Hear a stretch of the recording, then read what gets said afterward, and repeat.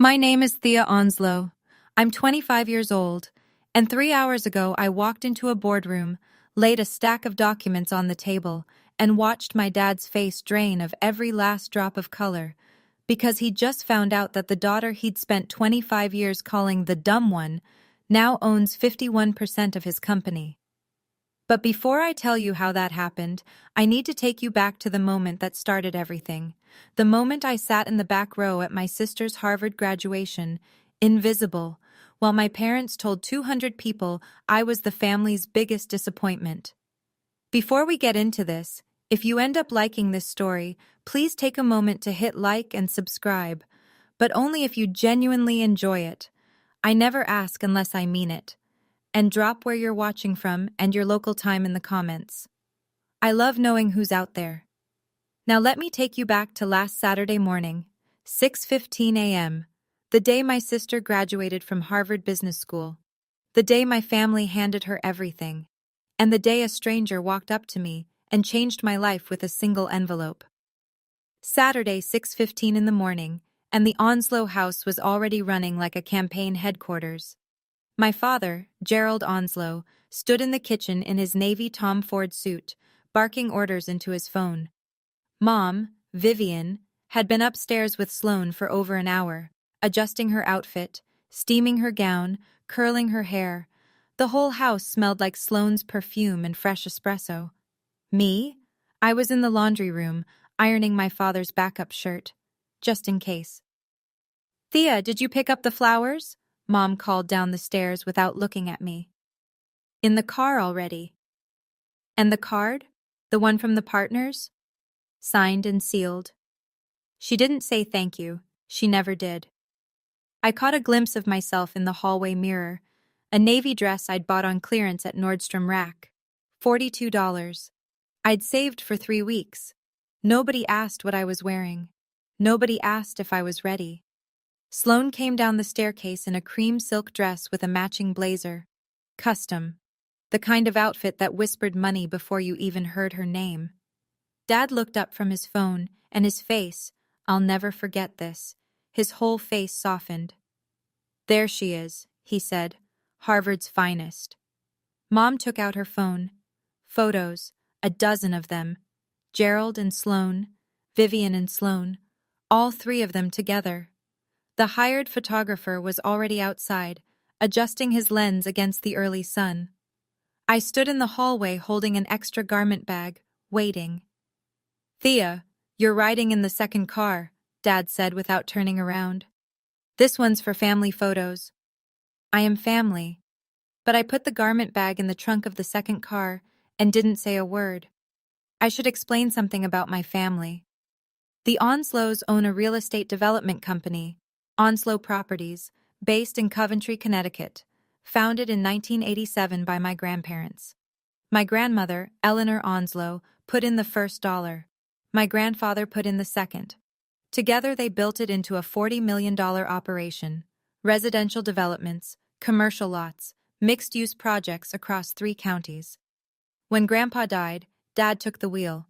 And he drove it like a man who believed the company was born from his hands alone. I started working at Onslow Properties 3 years ago, right after I got my real estate license.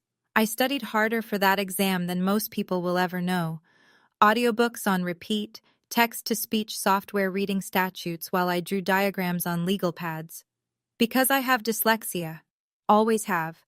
Letters rearrange themselves on the page like furniture in a room I didn't decorate.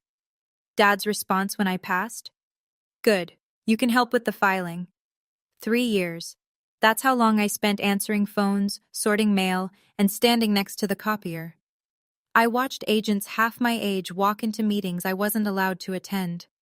I watched my father promote a man who once asked me where the bathroom was, because he thought I was the cleaning staff. One time, I drafted an email to a prospective buyer. Misspelled 2 words. Dad printed it out, walked to the break room, and pinned it on the bulletin board. Underneath, in his handwriting, this is why some people should stick to copying. I found it during lunch. 3 co-workers were reading it. One of them looked at me. I pulled the pin out, folded the paper, and put it in my jacket pocket. I still have it. My grandmother once told me, "You see what others can't, Thea." She died 2 years ago, and I thought she'd taken that belief with her. In the second car, a rented sedan, not the family's Escalade, I sat alone with the garment bag on the seat beside me like a quiet passenger. The drive from Coventry to Cambridge was 2 hours. I played an audiobook on low volume and watched Connecticut dissolve into Massachusetts through a rain-streaked window. My phone buzzed around mile 60. Dad's voice on speaker in the Escalade ahead of me. Mom must have accidentally pocket-dialed my number. I almost hung up. Then I heard it. "Yeah, the Tesla's being delivered to her apartment tomorrow. Red. She'll lose her mind." Mom laughed. Then, "And Gerald, tell her about the property." "At the dinner. I want to see her face." "She deserves it." A pause. Then Dad again. "The Manhattan townhouse. It's going into Sloane's name this week. I talked to accounting." $13 million. A 4-story brownstone on the Upper East Side that my grandfather bought in 1984. I'd been inside once, when I was 9. Grandma showed me the rooftop and said, "Someday, this will mean something to the family." I thought she meant all of us. "Sloane, after your MBA, you'll come on as VP of Acquisitions," Dad continued. "We're building this for you." Nobody mentioned me. Nobody said, "What about Thea?" I was 40 yards behind them on I-84, holding a garment bag and listening to my own erasure in real time. Then a text, unknown number. "Ms. Onslow, are you attending the ceremony today? I need to confirm. M. Caldwell." I stared at the name. Margaret Caldwell. I didn't know a Margaret Caldwell. I typed back, "Yes, who is this?" No reply. I set the phone down on the garment bag and kept driving. I didn't know it yet, but that text was the first thread of everything that was about to unravel. Harvard Business School, Spangler Center, the kind of building that smells like old money and fresh ambition. The ceremony hall was packed, 230 guests, maybe more. Rows of polished chairs, flowers on every ledge, banners with the Harvard crest catching soft light from tall windows. Dad and Mom were in row 2, just behind the faculty. Reserved seats, gold name cards on the chairs. Gerald Onslow, class patron donor. He gave $200,000 to the business school last year. That buys you second-row seats and a speaking slot. I found my seat. Row 19, last row, between a woman I'd never met and an empty chair. Mom had told me on the phone the night before.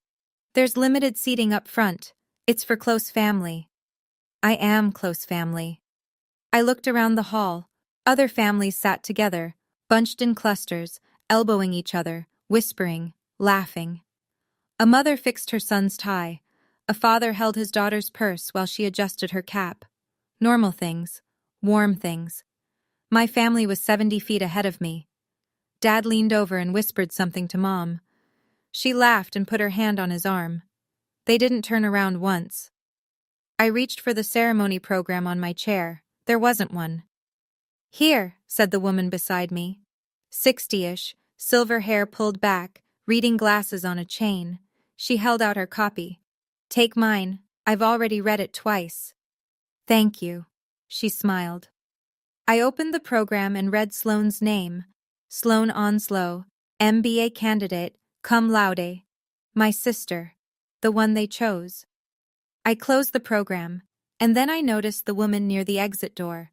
Silver-haired, charcoal blazer, standing rather than sitting. She was watching me. When our eyes met, she gave a single, slow nod. I didn't know her, but something in my chest told me she knew me. The dean introduced my father as a pillar of American enterprise and a proud Harvard parent. The audience clapped. Dad walked to the podium like he was stepping onto a stage he was born to occupy. He started with Sloane. Of course he did. "My daughter Sloane is everything a father could hope for. Brilliant, driven, top of her class. She is the future of Onslow Properties. And I say that not just as her father, but as the CEO of a company that needs leaders exactly like her." The room applauded. Mom dabbed her eyes with a tissue she'd definitely pre-positioned. Then Dad shifted his weight. lowered his voice half a note, the way he does when he's about to say something he thinks is clever. You know, as parents, we learn early which child will carry the torch. He paused. And which one? Well, a small shrug, a smile that was almost a wink. Let's just say not everyone is built for this. Laughter. 200 people laughing at a joke I was the punchline of. A woman in the third row turned around and glanced toward the back, like she was looking for the other one. The defective one. I sat still. I kept my face neutral. I'd had 25 years of practice. Dad finished big. Sloan, everything I've built, it's yours. The company, the legacy, everything. Sloan walked to the stage. She hugged Dad. She kissed Mom. She thanked her professors. She thanked her study group. She thanked the barista at her favorite Cambridge coffee shop. She didn't say my name, not once. 230 people in that room, and my sister thanked a barista before she thought of me. I folded my hands in my lap and watched the woman by the exit door. She was still watching me. She hadn't clapped once. Here's what runs through your mind when you've been invisible your whole life, and someone just confirmed it in front of 200 witnesses. If I stay silent, nothing changes. Dad will name Sloan VP of Acquisitions on Monday. She'll move into the corner office, the one with the window that looks out over the town square, the one Grandma used to sit in. Within a year, Gerald will restructure the company shares. Sloan will own the majority. I'll still be on the third floor next to the copier. $32,000 a year. That's my salary. The administrative assistant rate. I have a real estate license. I once identified a waterfront parcel in Old Saybrook that tripled in value within 14 months. Dad bought it without ever knowing I was the one who flagged it. Ray Whitfield, our project manager, told me quietly, "You should have gotten credit for that." I didn't. Sloan's graduation gift, a Tesla, a $13 million townhouse, a vice presidency. My graduation gift, 3 years ago, when I got my license, Dad said, "Good, you can help with the filing." That's the math. That's what silence costs. But it wasn't the money that made my hands shake in that auditorium seat. It was something Grandma Eleanor told me once, a year before she died. We were sitting on her back porch in Coventry, watching the leaves turn, and she grabbed my hand and said, "Don't ever let them define you, Thea. Promise me." I promised. And if I sat in that back row and swallowed one more insult and smiled through one more joke about the dumb one, I was breaking that promise. I checked my phone, the text from M. Caldwell. Still no reply. I didn't know what was coming, but I knew this. If I didn't do something, today of all days, I never would. The after-party was at a private dining room in a Cambridge restaurant that had a name I couldn't pronounce, and a wine list longer than my lease. 50 guests, white tablecloths, waiters in black vests. Dad stood at the head of the table, champagne in hand, and clinked his glass. "I want to make a few things official," he said. The room quieted. As of Monday, Sloan Onslow will join Onslow Properties as Vice President of Acquisitions. Applause. Sloan covered her mouth with her hand like she hadn't practiced the expression in the mirror. Mom added, beaming, "And we're transferring the Manhattan property into Sloan's name this week. Our girl earned it." A man across the table, Frank DeLuca, one of Dad's business partners, leaned forward. "What about your other daughter? Thea, right?" The table went quiet for one beat. Dad chuckled. "Thea helps around the office. Somebody has to answer the phones." Laughter. Not mean, exactly. Worse. Casual. Like I was a running joke they'd all heard before. I bit the inside of my cheek. Under the table, my fist closed so tight my nails left half-moons in my palm. Then the door opened. A woman walked in. Silver hair. Charcoal blazer. The same woman from the ceremony. The one who'd been watching me from the exit. She moved through the room with the kind of calm that comes from knowing exactly where she's going. She stopped at my chair, set a thick manila envelope on the table in front of me, leaned down. "Your grandmother asked me to give you this on your 25th birthday. That's today." Her voice was low, steady. Now's the time to show them who you really are. The table stared. Dad's champagne glass stopped midway to his mouth. I looked at the envelope. My fingers trembled as I pulled the flap open. Okay. I need to pause here for a second. I'm sitting at a table, holding an envelope from my dead grandmother, in the middle of my sister's graduation party, while my dad is literally toasting to a future that doesn't include me. And I have no idea what's inside. If this is the kind of story that keeps you watching, hit subscribe. Because what happens next? Even I didn't see it coming. Drop a comment and tell me what you think is in that envelope. Now, back to the restaurant. Back to the envelope. I didn't open it at the table. I stood up, tucked the envelope under my arm, and walked to the restroom without a word. The woman, Margaret Caldwell, I'd learn, followed me. The restroom was marble and soft light. I locked the door. My hands shook so hard the envelope nearly slipped twice. Inside, 2 pages of handwritten stationery, Grandma's cursive, looping and sure, and behind them, a thick stack of legal documents bound with a blue cover page. The header read, Eleanor Onslow Irrevocable Trust, amended and restated. Margaret stood near the door, hands folded, giving me space. I looked at Grandma's letter first. The handwriting blurred, the way it always does when I try to read under stress. I blinked, tried again. The letters rearranged themselves. Would you like me to read it to you? Margaret asked. No pity, just a question. I nodded. She took the pages gently and read, Thea, if you're reading this, then today is your 25th birthday, and I'm no longer around to say this in person. So I'll say it here. You see what others can't. You always have. You look at a piece of land, and you see the neighborhood it could become. You look at people, and you see who they really are. That is a kind of intelligence no diploma can teach. I've placed 51% of Onslow properties into this trust. It's yours now, not because your father failed, but because I believe you're the right person to lead. Don't use this for revenge, Thea. Use it to build. I pressed my back against the wall. The cold marble steadied me. As of 12:01 this morning, Margaret said, the trust transfer is in effect.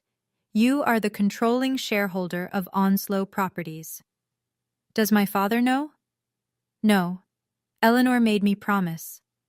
My legs nearly buckled, but I stayed standing. I stood in that marble restroom for 6 minutes. I know because I watched the seconds on my phone. Margaret leaned against the counter, quiet, patient. She had the posture of a woman who'd been holding this secret for 11 years and was finally allowed to set it down. There's a board meeting Monday morning, she said. 9 a.m. Your grandmother planned the timing. She planned this? Down to the month. The trust activates on your 25th birthday. She chose today. I almost laughed. Grandma Eleanor, the woman who once hand-drew blueprints on napkins at diners, had mapped out this moment a decade before it arrived. She didn't just leave me shares, she left me a strategy. But standing there, hands still trembling, a question hit me harder than any inheritance. Was I doing this for the right reason? Margaret seemed to read my face. Your grandmother didn't do this out of revenge. She did it because she believed you were the right person to lead. I closed my eyes, and I was 12 again. Standing on a muddy lot off Route 9 in Glastonbury, wind in my face, Grandma beside me. She'd pointed at the empty field and asked, What do you see? Dad would have seen cheap acreage. Sloane would have seen nothing. I saw morning sunlight hitting the eastern slope. I saw a school being built 2 miles down the road. I saw the highway exit that would make commuting easy. If you built homes here, I told her, people would want to live in them. She smiled. That's why, Thea. I didn't understand then. I do now. I opened my eyes. I'm not going to make a scene at my sister's party, I told Margaret. Monday. The boardroom. That's where this happens. She nodded. Eleanor would approve. I came back to the table with a face that gave away nothing. 25 years of being the quiet one has its advantages. You learn how to fold every feeling into a small, tight square and tuck it behind your ribs. Margaret left through the side door. Nobody noticed her go. "Where were you?" Dad said, barely glancing up. "Don't disappear like that." "Restroom." He grunted and turned back to the table. Sloane was opening gifts, a Cartier bracelet from Mom, a leather portfolio from Dad's partners, and the main event. Dad slid a small red velvet box across the tablecloth. Sloane opened it. Inside, a Tesla key fob, bright red logo. She screamed. She actually screamed. "Daddy!" She jumped up and hugged him. Mom filmed the whole thing. The table erupted, clapping, laughing. Someone said, "That's unreal." And it was unreal. All of it. The gifts, the speeches, the assumption that this family had only one daughter worth celebrating. Unreal. But for the first time in my life, I didn't feel the old sting. I sat there watching my father hand my sister the keys to a car that cost more than 3 years of my salary, and I felt something new. Clarity. Dad caught my eye across the table. "You could learn a thing or two from your sister, Thea. Hard work pays off." "It does," I said. He didn't catch it. He wouldn't. Not until Monday. Before I left the restaurant that night, I stepped outside into the Cambridge air and texted Ray Whitfield. "Ray, I need the company's current project portfolio. Every active deal. By tomorrow night." 3 dots. Then, "Everything okay?" "It will be." I drove back to Connecticut alone in the rental sedan. 2 hours. No audiobook this time. Just the hum of the highway and the envelope on the passenger seat. Sunday. My apartment is a studio in East Hartford. 600 square feet. A kitchen that's really just a corner with a stove. A fold-out desk I bought secondhand. It costs $900 a month, which is exactly what I can afford on $32,000 a year after taxes. Margaret sent a courier at 8 a.m. Inside, the full certified trust document, 53 pages. She included a note. "Call me if you need anything read aloud. MC." I set my laptop on the fold-out desk, plugged in my earbuds, and opened the text-to-speech software I've used since high school. The robotic voice read every clause while I drew diagrams on a yellow legal pad. Boxes, arrows, circles. That's how my brain processes information. Not in lines, in shapes. By noon, I understood the trust inside and out. Eleanor Onslow, co-founder, had held 51% of Onslow properties in her personal name. She transferred those shares into an irrevocable trust in 2015, with Margaret Caldwell as trustee and me as sole beneficiary. The trust stipulated transfer upon my 25th birthday. My father held 49%, inherited from my grandfather. He ran the company. He made every decision, but he never owned the majority. Grandma did. At 2 p.m., Ray emailed the project portfolio. I went through it deal by deal, and that's when I found 2 things. First, the Route 9 property in Glastonbury, the same lot Grandma showed me when I was 12. Gerald had rejected it 8 months ago, called it worthless. The asking price was $1.2 million. Current comparable sales in the area put it at 3 times that. Second, the Manhattan townhouse. Purchase price, $13.1 million. Funding source, Onslow Properties Operating Account. Titled to Sloane Onslow Personal. Company money. Personal asset. No board approval on record. Monday couldn't come fast enough. That evening, I sat cross-legged on my apartment floor with the yellow legal pad in my lap, drawing the same thing over and over, a timeline. Not of the trust, of Grandma. She set this up in 2015. I was 14. Sloane was 16 and already getting straight A's at the private school Dad paid $28,000 a year for. I was at the public school down the road, meeting with a reading specialist twice a week. Dad didn't pay for that. Grandma did. I remember the day she took me to Route 9, a Saturday in October. Leaves were orange and the field was nothing but mud and tall grass. She drove her old green Subaru with one hand on the wheel and a thermos of coffee in the other. Gerald looked at this lot last week, she said. He passed. Why? He sees acreage, square footage, dollar per foot. That's all he sees. She parked on the shoulder and we walked through the mud. My sneakers were ruined. She didn't care. What do you see, Thea? I looked, really looked. The slope catching morning light. The new elementary school under construction 2 miles south. The highway exit ramp that would bring commuters right past this spot. This is where people would want to wake up, I said, if somebody built the right homes. Grandma didn't answer right away. She just stood there with coffee steam curling around her chin, staring at the field like she'd found exactly what she was looking for. That's why I'm giving you the company, Thea. I was 14. I thought she was joking. She wasn't. She was already talking to Margaret, already drafting the trust. She looked at her son, a man with an MBA and a corner office, and she looked at her granddaughter, who couldn't spell mortgage without autocorrect. And she chose the granddaughter. 11 years before this Monday morning, 5:45 a.m. I was already awake. I stood in front of the narrow closet in my studio and pulled out the one blazer I owned. Charcoal gray, fitted, bought 2 years ago for a job interview I never went to because Dad called the morning of and said he needed me at the office to cover the front desk. I put it on over a white blouse, black slacks, flat shoes, because I'd be standing for a while and I wanted to feel the ground under me. I looked in the mirror. For 3 years, I'd walked into Onslow Properties in khakis and a company polo, the administrative assistant dress code. Today I looked like someone who belonged in a boardroom.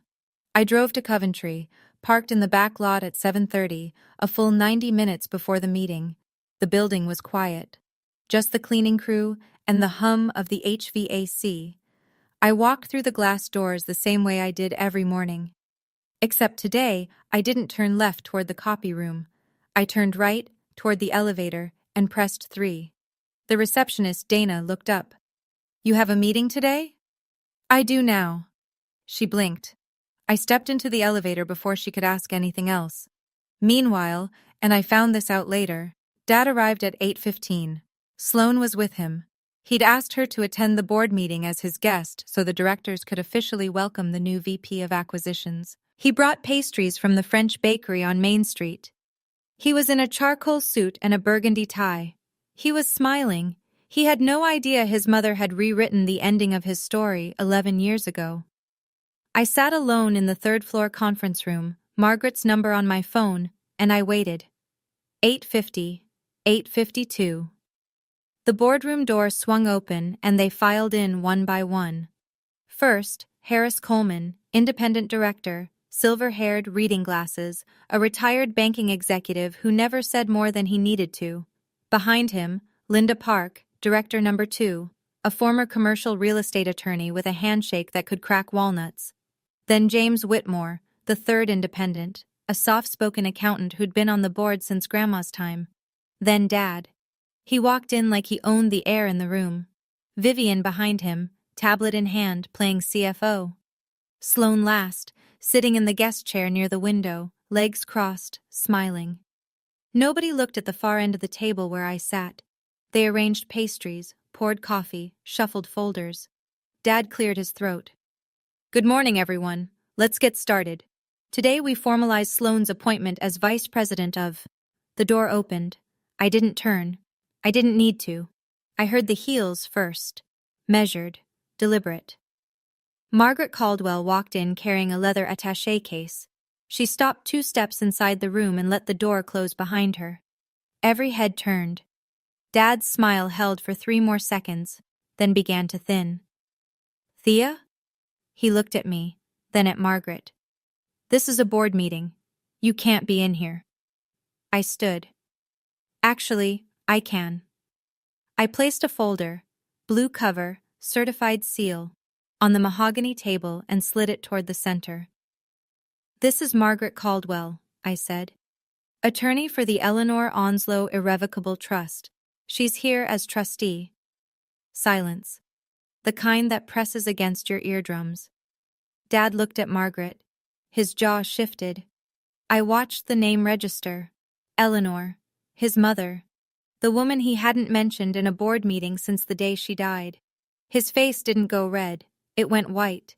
Gerald Onslow did not become CEO of a $40 million company by folding under pressure. He recovered fast. 3 seconds, maybe 4.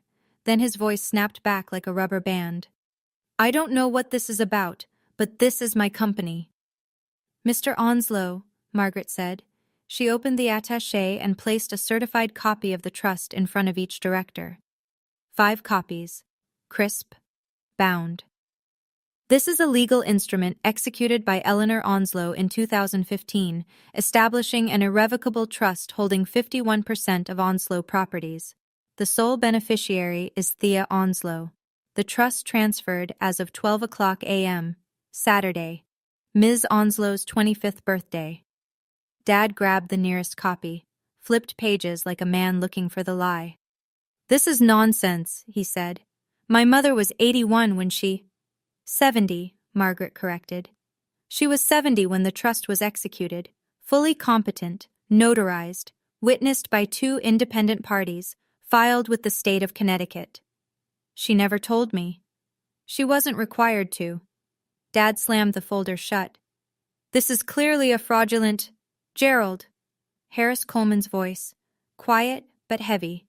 He'd finished reading the first 3 pages. His glasses were off. This looks legitimate. We need to pause. Dad turned to him. Harris, you've known me for 15 years. I have, which is why I'm telling you to stop talking and let the attorneys review this. Vivian, who'd been frozen beside her tablet, finally spoke. This is ridiculous. Her voice was high, tight. Thea can't even write a proper email. Eleanor felt sorry for her. That's all this is. The words hit the room like a slap. Linda Park looked at Vivian. James Whitmore looked at the table. Sloane looked at nothing. And I sat still, hands flat on the mahogany, waiting. Because the thing about being underestimated your entire life is, when you finally speak, people aren't ready. Dad shifted tactics. The rage settled into something worse, the condescending tone, the one he uses when he wants to make you feel small without raising his voice. He turned to me the way you'd turn to a child who wandered into an adult conversation. Thea, sweetie. The word dripped. You don't understand business. You never have. Then he addressed the directors, hands open, voice even, performing reasonableness. Let me give you some context. My younger daughter has a learning disability. She struggles with basic reading and writing. For the past 3 years, she's been answering phones in this building. She has no management experience, no MBA, no track record. He paused for effect. Now, does that sound like someone who should own 51% of a $40 million company? He looked at each director in turn, waiting for nods, expecting agreement. My mother felt sorry for Thea, he continued. She always did. She saw Thea struggling and she wanted to help. That's admirable.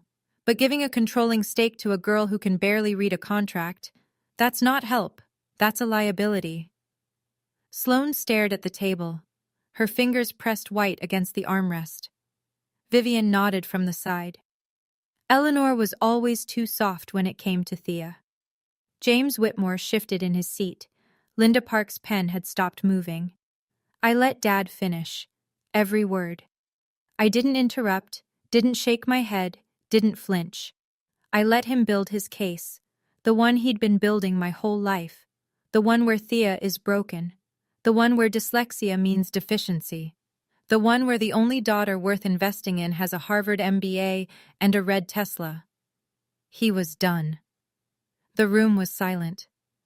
5 faces turned toward me. This was the moment. I stood, slowly, no rush. I have dyslexia. My voice came out lower than I expected, steady. That's true. I read slower than most people. I misspell things. I need software to get through a 50-page document. That's who I am. I paused, let it breathe. But let me tell you what I can do. I opened a second folder, the one I'd prepared Sunday night with diagrams, maps, and margin notes in my own hand. 3 months ago, I flagged a property on Route 9 in Glastonbury. Dad looked at it last year and rejected it, called it worthless. I slid a printout across the table: satellite image, hand-drawn site analysis, comparable sales.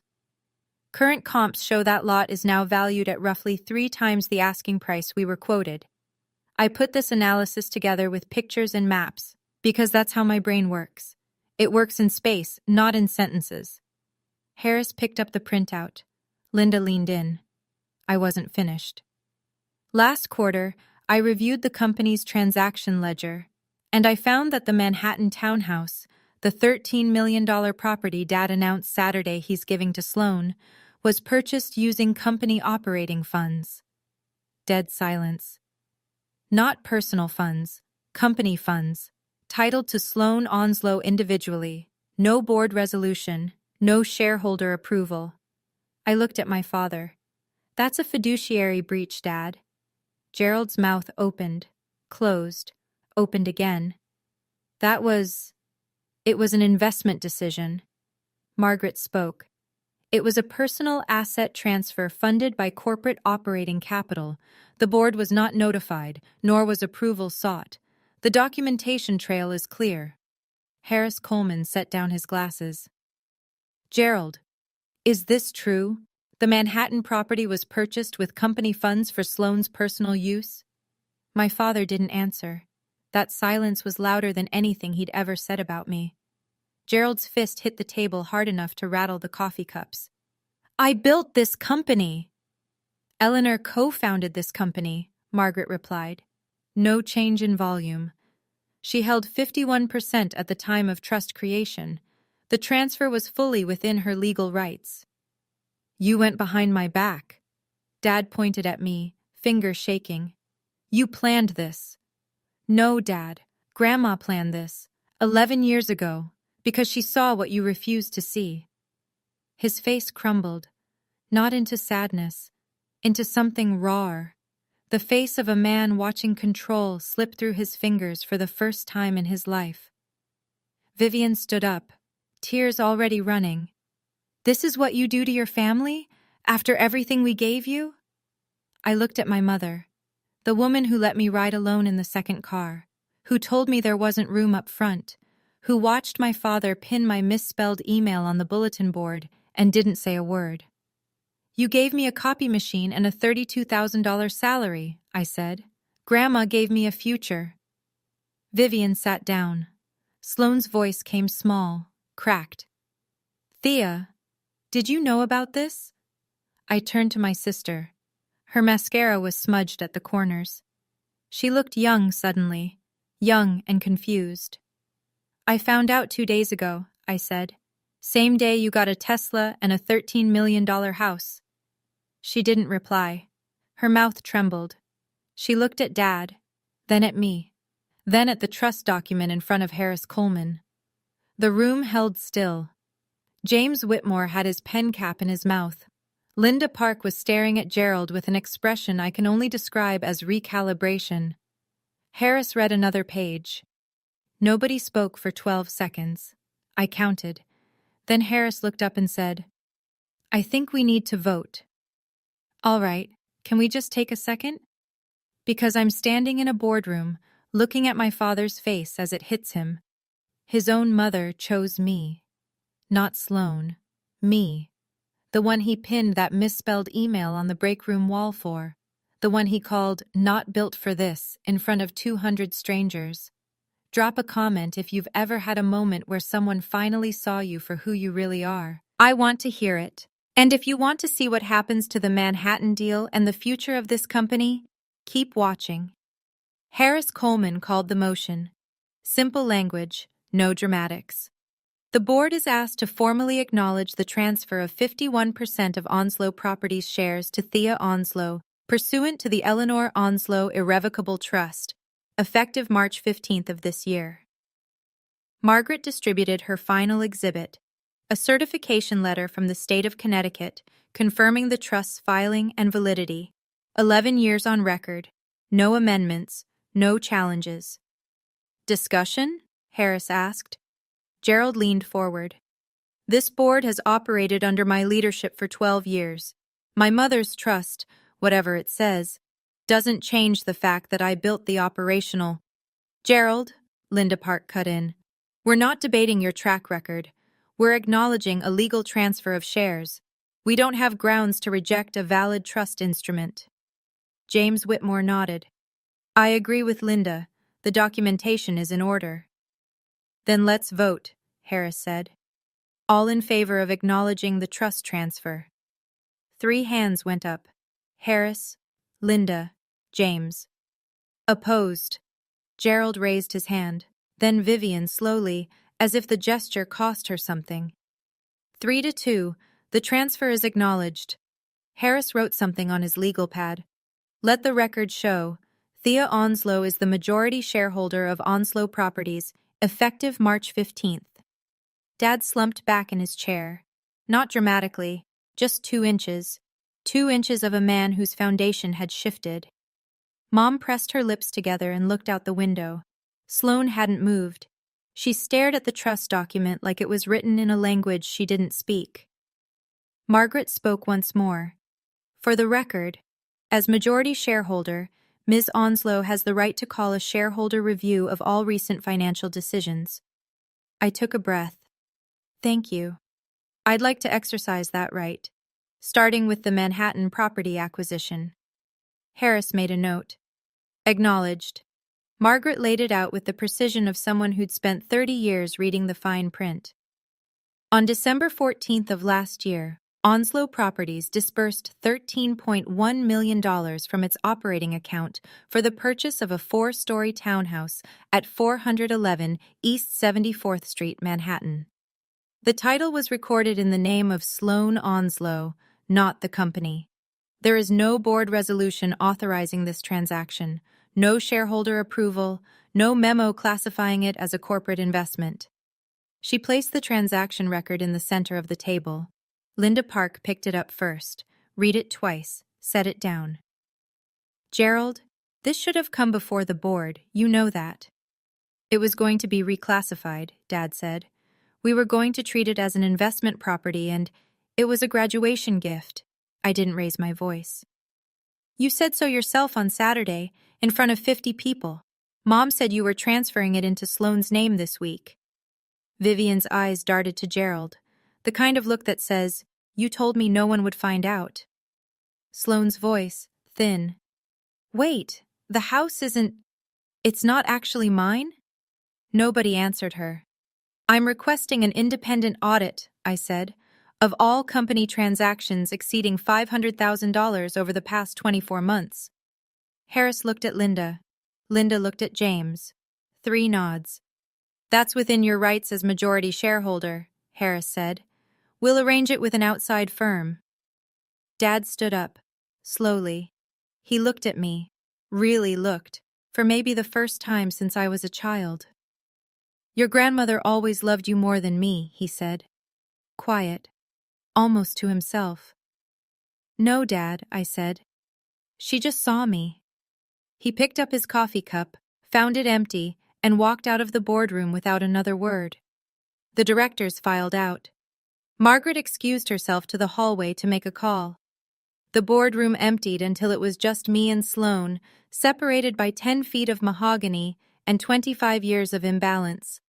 She sat in the guest chair by the window. Sunlight caught the edge of her cream blazer, the same one from Saturday. She hadn't changed. Maybe she hadn't slept either. Did you know, she asked, before Saturday? No. I found out the same moment you got the Tesla. She looked at her hands. I never asked for any of it. The car, the house. Dad just... He gave them to me. I thought it was normal. It was normal, I said. For you. She flinched, not at the words, but at the truth in them. I should have said something. Her voice cracked at the seam. At the graduation, when he made that joke, I should have said your name. Yeah, you should have. She pressed her fingers against her eyes. I'm sorry, Thea. I let the apology sit. I didn't rush to accept it. I didn't throw it back. I'm not doing this to hurt you, Sloane. I need you to know that. Then why? Because I'm done being invisible.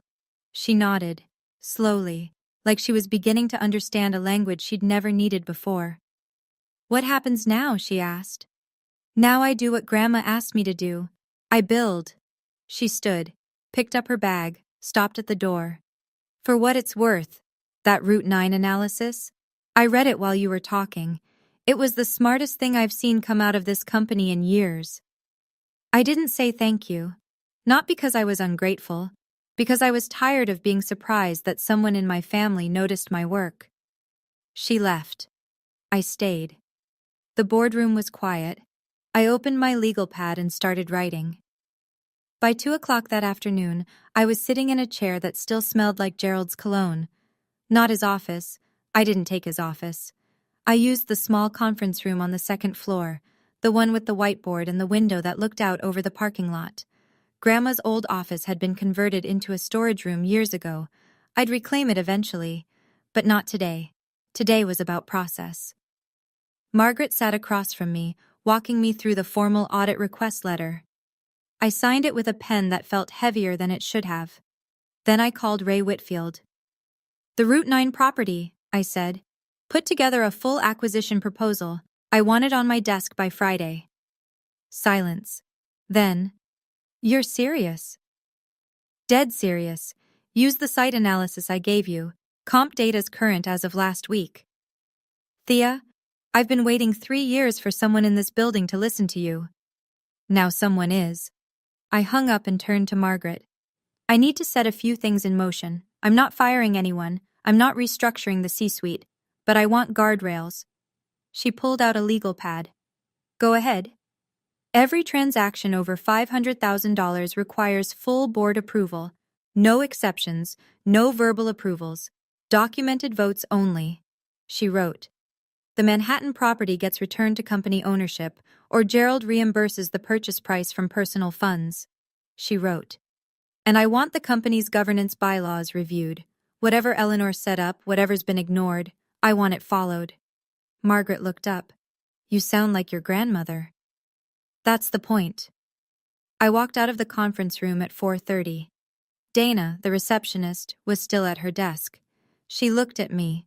Blazer, folder, a posture she'd never seen from me before. Good afternoon, Dana. She blinked. Good afternoon, Ms. Onslow. First time anyone at that front desk called me that. He showed up at 9:15 that night. I was on the floor of my studio, legal pad in my lap, drawing a rough site plan for Route 9, lot lines, drainage flow, the angle of winter sunlight on the eastern slope. The knock was sharp. 2 hits. I opened the door. Gerald Onslow, still in his suit, tie loosened, standing in the hallway of a building he'd never set foot in. He looked at the narrow stairwell behind him, like he wasn't sure how he'd gotten here. Can I come in? I stepped aside. He looked around. The fold-out desk, the second-hand bookshelf with audiobooks stacked sideways, the kitchen counter barely wide enough for a cutting board. And on the wall, taped in a row, my hand-drawn maps. Route 9, the old Saybrook parcel, a mixed-use concept for a lot in Middletown that I'd sketched on a napkin 6 months ago. His eyes stayed on Route 9 the longest. You could have told me, he said, instead of doing this in front of the whole board. Would you have listened? He didn't answer.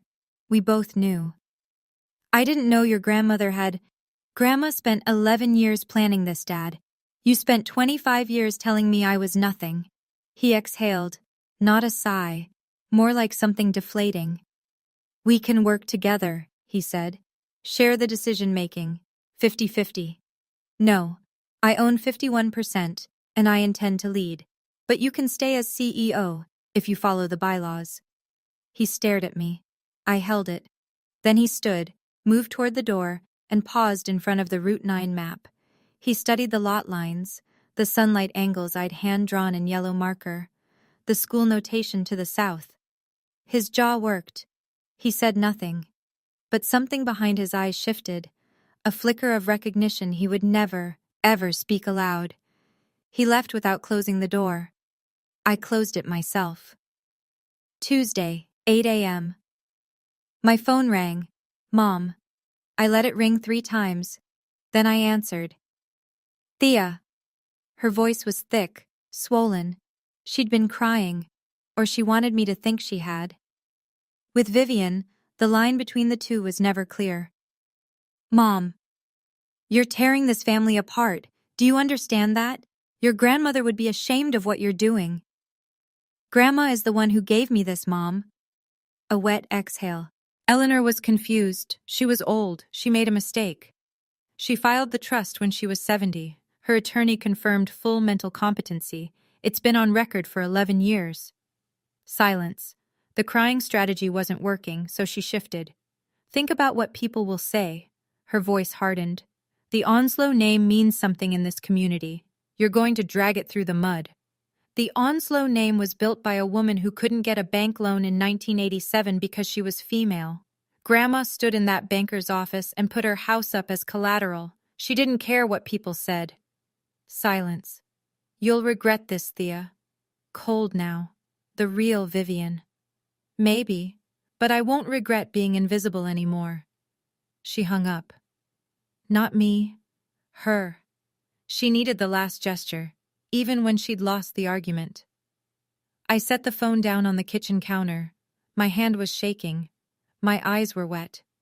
I won't pretend otherwise. She's still my mother. The woman who brushed my hair when I was small, who drove me to my reading specialist before she decided I wasn't worth the investment. You don't stop wanting your mother's approval. You just learn to stop needing it. I wiped my face, poured coffee, and opened the Route 9 file. There was work to do. 2 weeks later, the independent audit came back. The firm, Hayes and Whitaker, out of Hartford, delivered a 40-page report to the board. The headline finding, Gerald Onslow had used Onslow Properties operating funds for personal expenditures totaling $2.14 million over the past 24 months. The Manhattan townhouse was the largest item, $13.1 million in company funds, now flagged as an unauthorized personal transfer. But the report also cited 3 other incidents. A kitchen renovation at the family home, billed to the company as office improvements. A lease on a Range Rover classified as a client relations vehicle, but driven exclusively by Vivian. A family vacation to Turks and Caicos, booked through the company travel account. The board met on a Thursday. I attended. Margaret attended. Gerald sat at the end of the table in a suit that didn't fit him the way it used to. Something about his posture had changed. Not broken exactly, but rearranged. Harris Coleman read the findings aloud. Then, Gerald, the board recommends full reimbursement of all flagged expenditures. Failure to comply within 60 days will result in formal legal action on behalf of the company. Dad stared at the table. I'll reimburse. The Manhattan property will be retitled to Onslow Properties, Linda added. Effective immediately. Understood. That was it. No shouting, no theatrics, just a man sitting in a room watching the bill come due. After the meeting, I got a text from Sloan. I'm moving back to the apartment I had before. It's okay. I think I needed to earn something on my own for once. I read it twice, typed back. I think so too. She sent a thumbs up emoji. Then, the Route 9 thing, when does that break ground? I smiled for the first time in 2 weeks. 3 months after that boardroom meeting, I stood on Route 9 in Glastonbury, mud on my boots, wind pulling at my hair, and watched a bulldozer carve the first cut into the earth. We'd acquired the property for $900,000, $300,000 below asking. I'd negotiated directly with the seller, a retired contractor named Bill Henning, who told me over coffee that he'd been waiting years for someone to see the potential in that land. Your grandmother brought me coffee on this exact lot once, he said. 1992. I always hoped an Onslow would come back. The development plan. 45 single-family homes, 3-bedroom, 2-bath, designed for young families and first-time buyers. I drew the initial site layout myself. Each lot angled to catch morning light, walking paths connecting to the school 2 miles south, a community garden at the center. Ray Whitfield stood beside me as the surveyor planted stakes. "You designed all this?" Ray asked, looking at the blueprint. "On a legal pad in my apartment." He shook his head. "Your grandmother would be proud. She'd say I'm just getting started." The board approved the project unanimously. Even Gerald voted yes. He didn't comment during the presentation, just listened, read the projections, and raised his hand when Harris called the vote. I named the development Eleanor Place because she saw it first. 30 years ago, she stood on this same muddy field and told her son it had potential. He didn't listen. She brought her granddaughter instead, and I told her where the sunlight fell. Pre-sales opened within a month. 32 of the 45 lots sold within 6 weeks. The waitlist had 14 names. Eleanor Place was the first project in Onslow Properties history conceived, designed, and approved by someone who couldn't read a spreadsheet without assistive software. And it was working. Let me be honest about Gerald. He didn't apologize. He didn't have a tearful revelation. He didn't show up at my door with flowers and a speech about how wrong he'd been. That's the movie version. This is real life. Gerald Onslow remained CEO of Onslow Properties. He came to work every day in the same suits, drank the same coffee, sat in the same chair. He ran meetings. He managed contractors. He signed checks.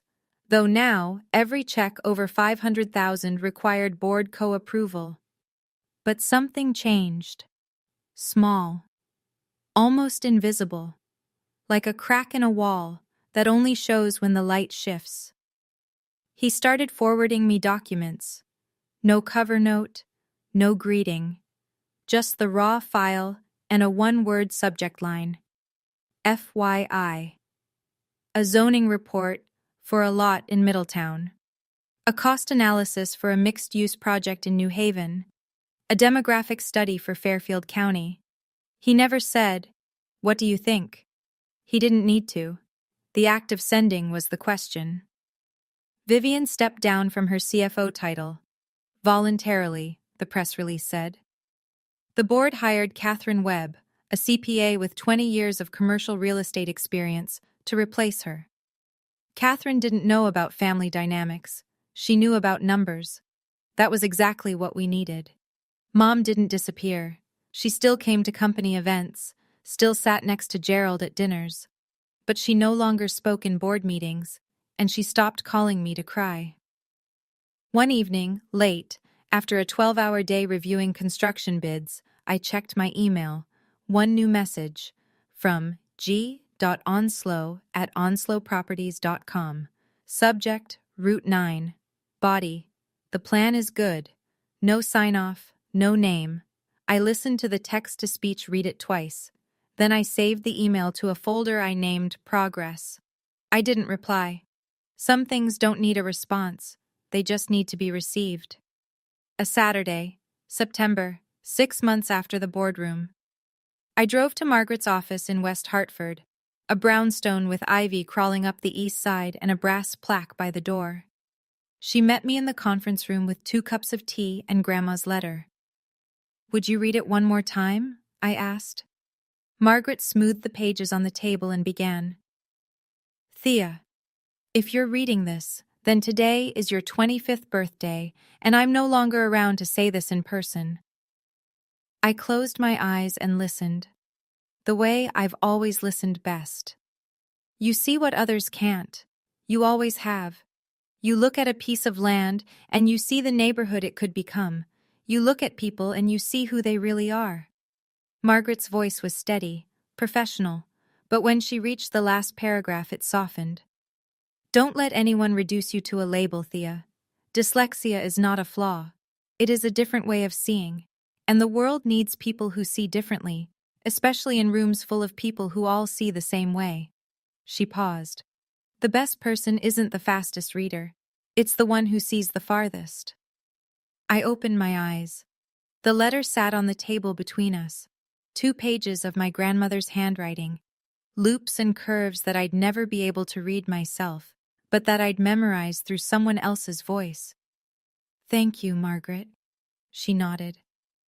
Eleanor wrote this when you were 14. She revised it twice.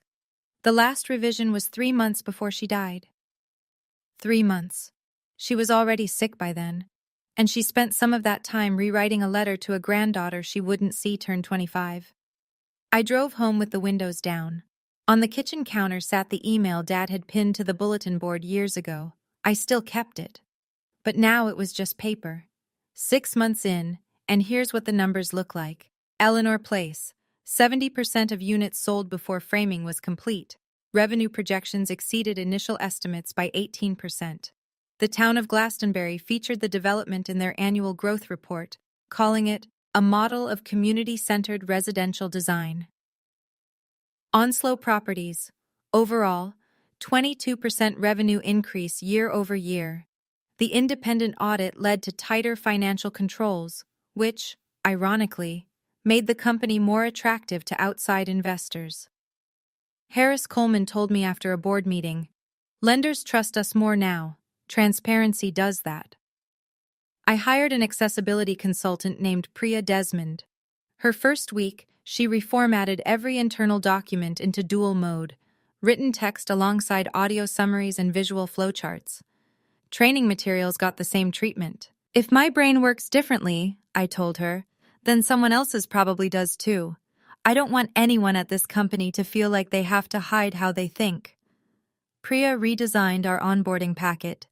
3 new hires that quarter told HR the visual format helped them understand company policy faster than any previous employer. I moved out of the studio in East Hartford. My new apartment was in Glastonbury, a 2-bedroom near the Eleanor Place construction site. I paid for it myself, from dividends. I didn't buy a Tesla.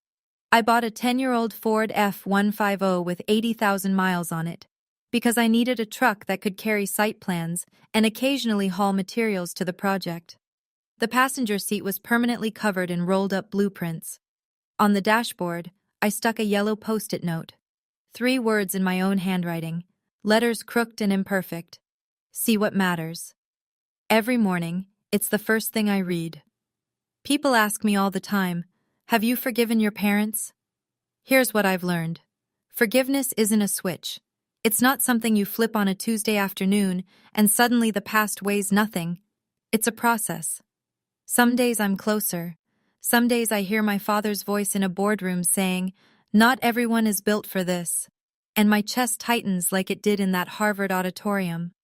But I've done something harder than forgiveness. I've set boundaries. Here's what that looks like in practice. Family dinners happen. I show up.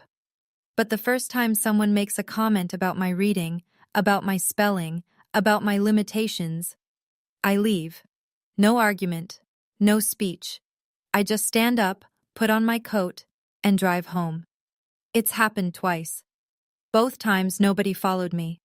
Both times the next dinner was quieter. Gerald wants to talk business? He schedules a meeting. Through my assistant. During work hours. I don't take calls from my father at 9 p.m. anymore. He's my CEO and I'm his majority shareholder. We are professionals. Mom, Vivian, tested the boundary once, called me crying, saying I was destroying the family name. I said what I needed to say. She didn't call again for 3 weeks. When she did, she asked about Eleanor Place, not about my feelings, about the project. That's progress, even if it's small. Sloan left Onslow Properties. She took a position at a development firm in Stamford, applied on her own, interviewed on her own, got it on her own. We talk once a week. Short calls, surface level mostly. We're not close yet. We might never be the way sisters should be, but we're trying, and trying counts. I love my family. I do. But love doesn't mean letting people use you as a punchline. Look, I'm not telling you this story so you'll feel sorry for me. I had a grandmother who spent 11 years making sure I'd have a shot. That's more than a lot of people get. I know that. I'm telling you this because somewhere out there, someone is sitting in the back row of their own life.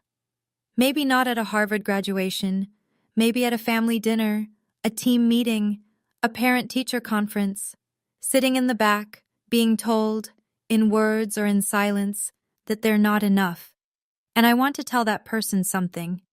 You might not have a grandmother who left you 51% of a company. I got lucky in ways I didn't earn. But here's what I know you have: the right to define yourself. For 25 years, I let my family tell me what I was: the dumb one, the slow one, the one who can't even write a proper email. I wore those labels like a uniform I didn't choose. And the worst part? I almost believed them.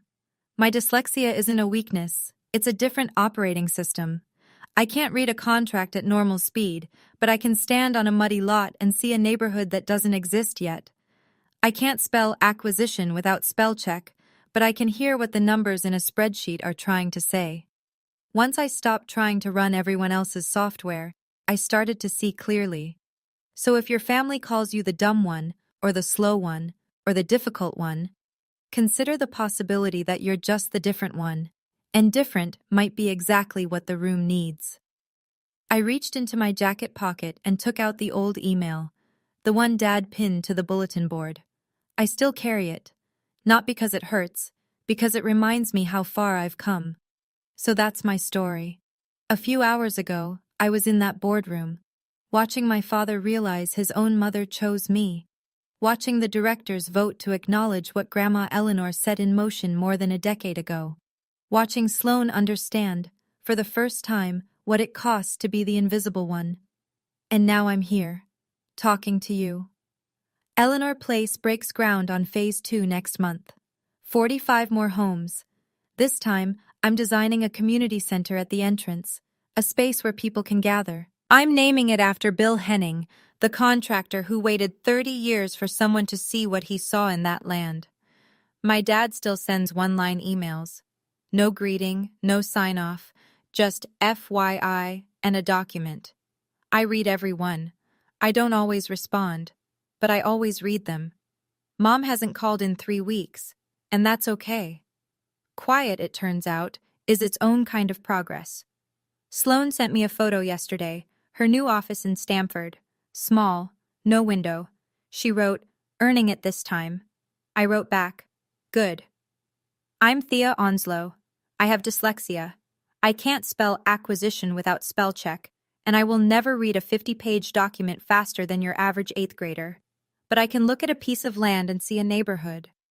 I can look at a spreadsheet and hear what the numbers are trying to say. I can walk into a room where nobody expects me to speak and change everything. My grandmother saw that in me when I was 12 years old, and she made sure the world would too. I used to sit in the back row. Now I sit at the head of the table. And the view from here? It's exactly what Grandma said it would be. That's my story. Now I want to hear yours. Drop a comment. Have you ever been underestimated by the people who were supposed to believe in you the most? What did you do about it? I read every single comment. Every one. If this story hit you somewhere real, hit subscribe. I've got more stories coming, and they're all about people who refuse to stay in the back row. Check the description for similar stories about setting boundaries and finding your voice. I'll link a couple of my favorites down there. I'll see you in the next one. And remember, different isn't less. Different is the edge they didn't see coming.